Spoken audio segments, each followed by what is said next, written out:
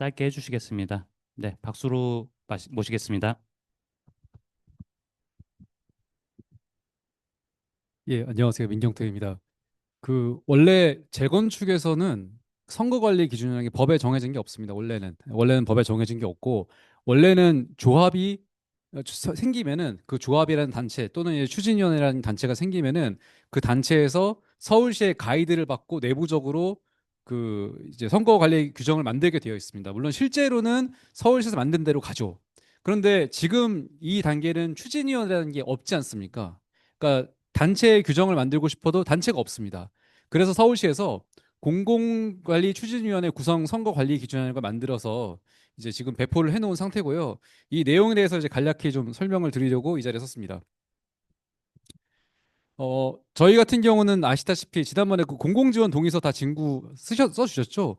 그 공공지원 공의서를 쓰는 게 구청장이 저희를 공공관리 대상 정비 사업으로 지정하기 위함이었습니다. 자, 그러면은 저희가 이제 공공관리 대상 정비 사업인데 미도 재건축은 이때 추진위원회 구성 지원을 위해서 실시하는 선거에 대해서 선거관리 기준을 규정을 목표로 하고요. 빠르게 넘어가겠습니다. 선거, 예비 추진위원장, 예비감사, 예비 추진위원 이제 이런 표현들이 있는데 여기 왜 예비가 들어가는지 궁금하지 않으십니까? 이 말씀을 좀 드리고 싶었는데 아까 이제 우리 문길남 회장님께서 이제 인허가 관리라는 말씀을 주셨고 인허가 관리가 그 분담금이 굉장히 중요한 요소라고 말씀을 주셨습니다. 재건축은 모든 단계 하나하나가 다 인허가가 들어갑니다. 다 서울시장, 그 구청장들의 승인을 받아야 돼요. 여기 예비라는 게 들어가는 이유는 뭐냐면은 추진위원장 선거에서 당선이 되시더라도 아직은 이분은 추진위원장이 아니세요. 승인을 받으셔야지 추진위원장이 되기 때문에 예비라는 말이 붙는 겁니다. 그래서 예비 추진위원장, 예비 감사라고 하는 겁니다. 자, 여기서 하나만 좀 말씀을 드리면은 재건축을 빠르게 하는 데 있어서 사실은 뭐 변호사인 제 입장에서는 소송이 많으면 좋을 수도 있는데 여기는 제가 여기서 소송하려고 온 게 아니고 재건축 빨리 하려고 온 거잖아요. 저희 집 재건축 빨리 하려고. 소송을 정말 최소화하실 필요가 있어요. 왜냐하면은 여기 아까 제가 말씀드렸죠. 그 예비 추진위원장을 추진위원장으로 승인을 시키려면은 인허가가 필요하다고. 그런데 이 누군가가 예비 추진위원장의 어떤 뭐 자격이라든가 선거 투표율이나 이런 거에다가 문제를 삼게 되면은 소송이 걸리잖아요. 그러면은 구청이나 시청에서 인허가를 안 해줍니다. 소송 끝날 때까지. 그게 재건축이 늦어지는 굉장히 중요한 요소 중에 하나입니다. 그래서 그 말씀을 좀 드리고 싶었고요. 그래서 제가 지금 이렇게 설명을 드리기는 하는데 실제로는 구청에서 나와서 설명회를 한번 해주실 겁니다. 그때 자세한 내용이 많이 있을 거고 저는 오늘은 간략하게만 말씀드리겠습니다. 선거권은 당연히 저희 소유자분들이 선거권을 가지게 되는 거고요. 선거인 명부 확정일 날짜를 정해가지고 그 날짜에 소유권을 가지신 분들이 이제 선거권을 가지게 되는 겁니다. 쉽게 이게 왜 필요하냐면은 이 선거일 명부 확정일 전에까지 살고 계셨더라도 이때 이사하고 나가시면 선거에 없다는 뜻이죠. 그래서 의미가 있는 겁니다. 어, 공유자의 경우에는 대표 소유자 1인에게 선거권이 있다는 규정이 있고요.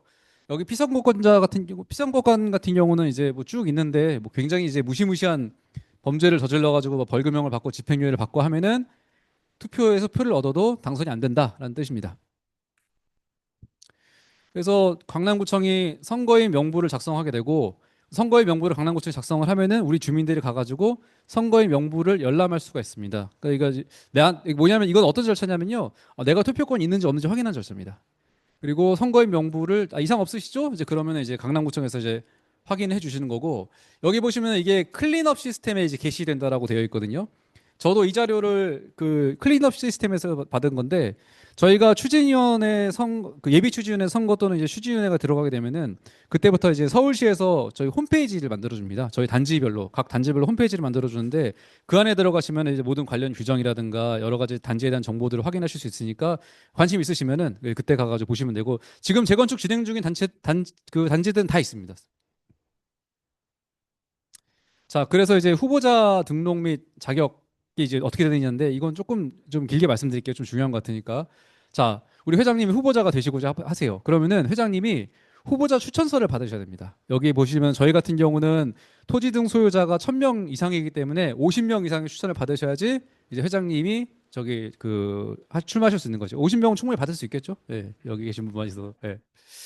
그래서 이제 후보자 등록 단계가 있습니다. 강남구청이 이제 후보자 등록 공고일이라는 걸 정해서 이제 여기 보면 7일이라고 돼 있는데 7일 동안 열심히 그 추천서를 모아서 이제 7일이 경과한 날로부터 이틀 동안 후보자 등록을 하시게 됩니다. 그러면 이제 후보자가 되시는 거고요.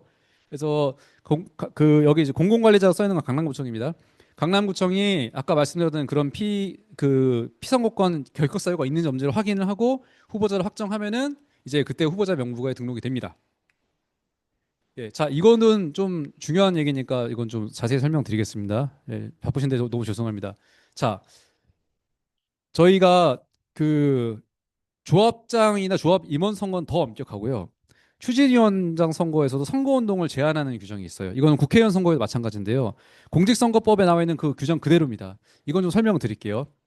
자, 여러분 선거운동이라는 게 뭐냐면은 당선되거나 당선되게 하지 못하게 하기 위한 행위를 말하고 다만 선거에 관한 단순한 의견 개진 및 의사표시, 입후보와 선거운동을 위한 준비행위, 후보자 추천에 관한 단순한 지지 반대 의견 개진 및 의사표시는 선거운동을 보지 않는다라고 되어 있는데 쉽게 얘기해서 나는 A 후보가 좋아요, A 후보가 싫어요 라고 이야기하면 그게 선거운동이에요 사실은. 예. 근데 선거운동은 어떻게 하라고 되어 있냐면은 후보자의 배우자, 후보자 및 배우자의 직계 좀비속, 아들, 딸입니다. 아들, 딸의 하나에서 후보자 확정 공고일의 다음 날부터 선거일 전일까지 기간이 딱 정해져서만 할 수 있어요. 그래서 국회의원 선거 관련해서 이제 약간 우스갯소리 같은 게 뭐냐면은 이제 국회의원 선거 나가고 싶으면 무조건 결혼해라. 예, 그래야지 한 명이라도 선거하는 사람 생긴다. 이제 이런 말이 있을 정도로 선거운동 하는 데 있어서 굉장히 제한이 있습니다. 예, 배우자 한 명이 있고 없고가 유불리 갈릴 정도로요. 자, 선거운동 방법은 벽보, 선거 공고, 합동연설에 현수막, 어깨띠, 명함, 전화, 컴퓨터 통신을 이용한 지지호소 등 선거관리위원회나 공공관리자가 정한 방법, 강남구청이 정한 방법으로만 가능합니다.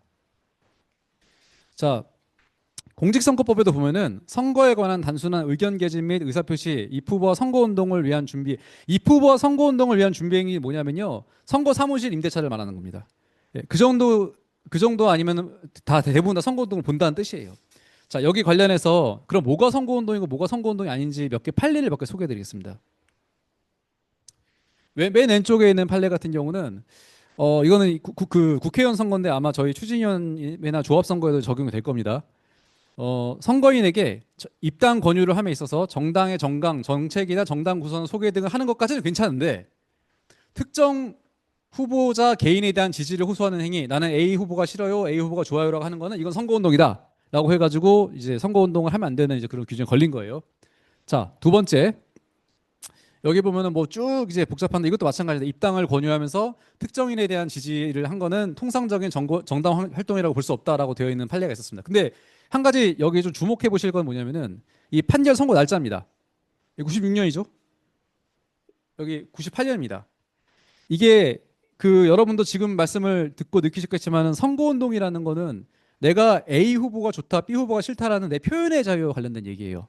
근데 선거를 공정하겠다는 공이기 때문에 개인의 표현의 자유를 제한하는 법이란 말이죠. 그렇기 때문에 최근의 트렌드는 이걸 좀 폭넓게 개인의 자유를 좀 더 이제 보장하는 쪽으로 폭넓게 해석하자라는 그런 움직임이 좀 있습니다. 그래서 2023년에 나왔던 판결은 뭐냐면은 저희랑 관련된 거예요. 재개발 사업과 관련하여 통장이라는 사람이 재개발 사업과 관련하여 특정 후보자가 당선되어야 재개발 사업이 더 빨리 진행되지 않겠느냐라는 취지로 발언한 경우 이는 사적인 자리에서 선거에 관한 개인적인 의견을 개진한 것에 불과하여 특정 후보자의 당선을 위한 능동적 계획적 선거운동이라 보기 어렵다라고 되어 있습니다. 지금 보시면은 맨 오른쪽에 있는 판례도 특정 후보자가 좋아요라고 하는 거잖아요.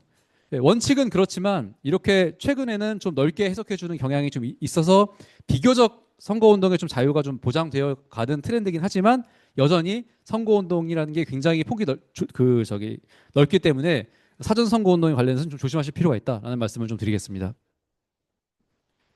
여기는 뭐 제가 그래서 선거운동 관련 판례의 시선점이라고 해가지고 뭐 이렇게 쭉 나와 있는데요. 아까 드린 말씀을 다시 반복하는 거니까 이건 생략하겠습니다.